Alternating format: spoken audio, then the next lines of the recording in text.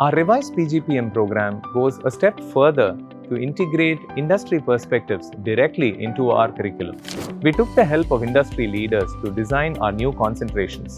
For instance, we took the help of Accenture to design our consulting specialization, and we also took the help of PayPal to come up with our product specialization. As part of our specializations, we provide a series of lab courses where students spend time building and learning to develop skills. Interestingly, in many of the courses as part of the specialization, we also have several industry leaders actually co-teach with our regular faculty members. Product management is an interesting specialization to pick up. The reason why I say this is because it's not something that you learn, but more of a practice, right?